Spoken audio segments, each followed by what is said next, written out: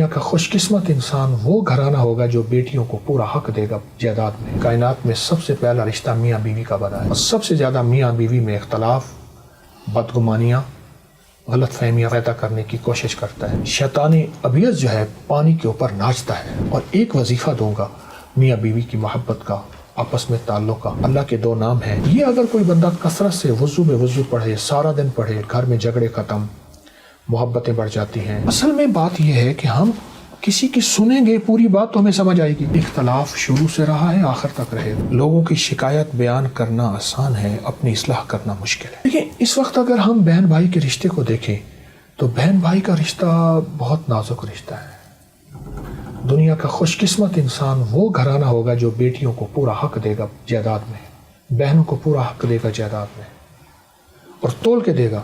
میرے دادا نے اپنی بیٹیوں کو پورا حصہ دیا، میرے والد نے پورا نہیں دیا، پورے سے جھکتا دیا، اور ہمیں بٹھایا دونوں بھائیوں کو، دونوں بہنیں بیٹھی ہوئی تھیں۔ مان لگے دیکھو یہ جائیداد ہے، الحمدللہ اچھی خاصی تھی، میں بیٹیوں کو زیادہ دے رہا ہوں، تمہیں کوئی اعتراض تو نہیں؟ دیکھیے جی آپ کا حق ہے، آپ دے دیں۔ یہ رشتے جب تک صلہ رحمی مانگتے ہیں، درگزر مانگتے ہیں، بہن بھائیوں کے رشتے کر کے معاف کر دینا مانگتے ہیں۔ میں نے لفظ معاف کیوں کہا؟ اپنوں میں نوک جھونک ہوتی ہے، اس کو معافی ہی بچا سکتی ہے، درگزر ہی بچا سکتا ہے، دلیل نہیں بچا سکتی۔ جب یہ ہوگا اللہ رزق، دولت، عزت، برکت، صحت کے فیصلے کرتا ہے۔ میں نے ایک درویش کی بات سنی تھی، بہت سچے درویش ہیں، ان کی بات مجھے اچھی لگی کہ کائنات میں سب سے پہلا رشتہ میاں بیوی کا بنا ہے، اور شیطان ایک پورا مسلط ہے، اس کا نام ہے شیطان ابیض، کتابوں میں اس کا تذکرہ ہے، پانی پہ تخت بچھاتا ہے، اور سب سے زیادہ میاں بیوی میں اختلاف، بدگمانیاں، غلط فہمیاں پیدا کرنے کی کوشش کرتا ہے۔ اور جب طلاق ہوتی ہے شیطان ابیض جو ہے پانی کے اوپر ناچتا ہے، خوش ہوتا ہے، اور وہ اپنی ایک محفل لگاتا ہے، سب سے پوچھتا ہے جو میاں بیوی میں اختلاف کرائے، میاں بیوی میں جھگڑا کرائے، حتیٰ کہ قتل کرنے والے پہ، بہت بڑا گناہ کرنے والے پہ، ٹانکا ڈالنے والے پہ اتنا خوش نہیں ہوتا جتنا میاں بیوی پہ خوش ہوتا ہے۔ اور میاں بیوی کی آپس میں محبت کی واحد دلیل ہے ایک دوسرے کے ساتھ درگزر اور پردہ پوشی، درگزر اور پردہ پوشی۔ یہ میاں بیوی کی زندگی کو خوشحال کر دیتی ہے، آپس میں محبتیں بڑھاتی ہے۔ اور ایک وظیفہ دوں گا میاں بیوی کی محبت کا، آپس میں تعلق کا، یا جامع ہو یا معید ہو، اللہ کے دو نام ہیں، یا جامع ہو یا معید ہو۔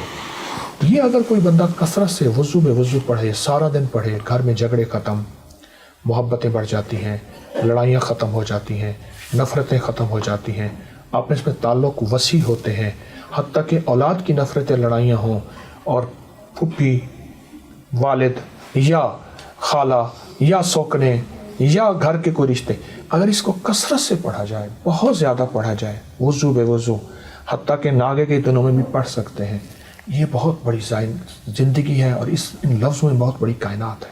اصل ہماری نسلیں ہیں، دیکھیں نسلوں کو جب دل سے دل ملے گا تو نسلیں کی تربیت ہوگی۔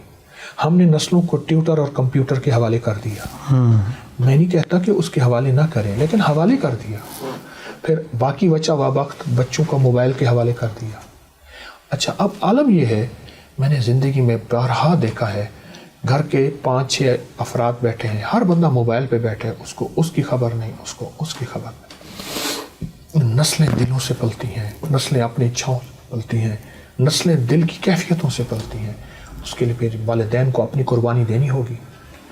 اگر والدین نے اپنی قربانی نہ دی، اپنی سہیلیاں، اپنے دوست، اپنے فنکشن، اپنی چاہتیں، اپنی زندگی کے صبح و شام اگر نہ دی، پھر نسلیں بکھر جائیں گی، پھر نسلیں بڑھاپے میں والدین کی نہیں ہوں گی، پھر کہتے ہیں والدین ہماری قدر نہیں کرتے۔ اور آپ حق حیران ہوں گے، اس وقت جتنا روحانی دنیا میں علماء نے ایک کردار ادا کیا ہے، اصل میں بات یہ ہے کہ ہم کسی کی سنیں گے پوری بات تو ہمیں سمجھ آئے گی، ہم کسی کی بات پوری سنیں۔ دیکھیں اختلاف شروع سے رہا ہے، آخر تک رہے گا، اور یہ اس لیے ہے کہ ہمارا سینہ کتنا وسیع ہے، ہمارے اندر کتنی رواداری ہے۔ اب کریم میں ہر مسلک، ہر مذہب، ہر فرقہ، ہر آتا ہے، اور سارے میرے ہیں، کشکول کے سارے فقیر کے ہوتے ہیں، سارے میرے ہیں، ہمارے دل میں سب کا احترام ہو. دیکھیں آپ اپنا نظریہ نہیں چھوڑتے، کوئی حرج نہیں، نہ چھوڑیں، لیکن احترام سب کا کریں. غائبانہ احترام اصل احترام ہوتا ہے، منہ پہ احترام اصل نہیں، وہ بھی ٹھیک ہے، لیکن غائبانہ احترام ہو، سب کا احترام کریں. ہمارا پاکستان کا معاشرہ نہیں، پوری دنیا کا جو معاشرہ ہے اس کو اصل میں لانے والے والدین ہیں، بڑے ہیں. مجھ جیسے لوگ ہیں جس کے ساتھ 4 بندے جڑے ہوئے ہیں. کیا میں ٹھیک ہوں؟ اگر میں ٹھیک ہوں تو سمجھنے پورا معاشرہ ٹھیک ہے. لوگوں کی شکایت بیان کرنا آسان ہے، اپنی اصلاح کرنا مشکل ہے. اور سب سے بہترین چیز اپنی اصلاح ہے کہ میں اس معاشرے کا حصہ ہوں نا. میں سارا دن اعتراض ہی کرتا رہوں، بادشاہوں پہ، وردیوں پہ، لوگوں پہ اعتراض ہی کرتا رہوں، تو میری زندگی خود اعتراض کا مجموعہ بن جائے گی. میں لوگوں کی صفات پہ نظر رکھوں. بس ایک لفظ کہوں گا، ایک گندی مکھی ہوتی ہے وہ گندگی کو تلاش کرتی ہے، ایک شہد کی مکھی ہے وہ پھولوں کو تلاش کرتی ہے. تو میں دیکھوں کہ کیا میں لوگوں کے عیب ہی تلاش کرتا ہوں، بادشاہوں کے، عوام کے، وردیوں کے؟ نہیں، میرے دل میں لوگوں کی خوبیوں کا متلاشی بن جاؤں، وہ خوبیاں میرے اندر منتقل ہو جائیں گی. اچھا قبلہ صاحب، یہ بتائیے گا کہ ہم نے کہا کہ والدہ جو ہیں، جس طرح میں نے کہا کہ والدہ سے آپ کو بڑا پیار ہے، محبت ہے، مائیں جو ہیں وظیفے بچوں کو دیتی ہیں، بیٹا یہ پڑھا کرو، یہ رات کو سوتے ہوئے یہ پڑھ لیا کرو. آپ کی والدہ آپ کو کون سا کوئی ایسا وظیفہ یاد ہو کہ ماں جی کہتی ہیں بیٹا یہ پڑھا کرو؟ وَإِن يَكَادُ الَّذِينَ كَفَرُوا لِيَزْلِقُونَ بِأَبْصَارِهِمْ لَمَّا سَمِعُوا الذِّكْرَ وَيَقُولُونَ إِنَّهُ لَمَجْنُونٌ وَمَا هُوَ إِلَّا بِذِكْرٍ لِلْعَالَمِينَ. قرآن پاک کی آیت ہے، میری زیر زبر کمزور ہو سکتی ہے، اس کو دیکھ لیجئے گا. یہ آیت والدہ صاحبہ نظر بد کے لیے. اللہ اکبر. میں اس دن ایک ملک میں تھا تو وہاں یہ آیت لکھی ہوئی تھی، میں نے اس کا تصویر لی. میں کہا دیکھیں یہ آیت نظر بد کے لیے ہے. آج بھی جو یہ بندہ پڑھے گا اس آیت کو تو اس کو 7 بار پڑھ کے دم کر دیں، 11 بار پڑھ کے دم کر دیں اور اس کو لکھا ہوا دیکھیں تو یہ نظر بد کے لیے. ایک تو یہ ہوتا تھا. دوسرا والدہ صاحبہ فرماتی تھیں کہ سوتے ہوئے چارے کل بہت پڑھیں، اس کی تاکید کریں. اور ایک چیز خاص سخت تاکید فرماتی تھیں کہ سورۃ ملک ضرور پڑھیں. اور وہ اپنی قبر کے لیے فرماتی تھی، میں اپنی قبر کے لیے سورۃ ملک کے نصاب پڑھ رہی ہوں. اللہ. ایک نصاب 70 بار سورۃ ملک، روز جتنا پڑھ لے وہ لکھ لیتی تھی. فرماتی تھی میں اپنی قبر کے لیے نصاب پڑھ رہی ہوں، نصاب پڑھ رہی ہوں. سورۃ ملک بہت طاقتور چیز ہے. صحیح. قبلہ جی بتائیے گا کہ آپ کو پہلا وظیفہ کس نے اور کب دیا؟ ہماری نا محلے کی مسجد تھی، اندرون شہر کے ہم رہنے والے. محلے کی مسجد میں ایک بابا جی آتے تھے، ان کا نام تھا تایا جی احمد حسن. ٹھیک ہے. رانے تھے، بڑے جذباتی بابے تھے، جلالی بابے تھے، بڑے درویش تھے، میرے محسن ہیں. آج بھی ان کی اولاد ملتی ہے میری نظریں جھک جاتی ہیں، ان کی خدمت کرتا ہوں. تایا جی نے مجھے وہاں صبح آ کے نا وہ ایک کتاب پڑھتے تھے اور اس میں سے اچھی اچھی باتیں بتاتے تھے. تو انہوں نے صبح کی فجر کی نماز میں کتاب پڑھی تو اس میں لکھا تھا کہ جو بندہ اللہ اکبر پڑھتا ہے تو اس کو جنت میں اللہ ایک گھوڑا عطا فرمائیں گے، ایک درخت عطا فرمائیں گے.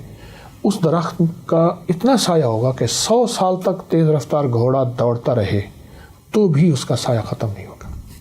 پھر سبحان اللہ کے فائدے بتائے، الحمدللہ کے فائدے بتائے. یہ 55 میں سب سے پہلے گھر کے بعد تایا جی، تایا جی کے بعد پھر میرے شیخ، میرے مرشد، انہوں نے وظائف، یعنی سب سے پہلا وظیفہ اماں رحمۃ اللہ علیہ اور پھر تایا جی.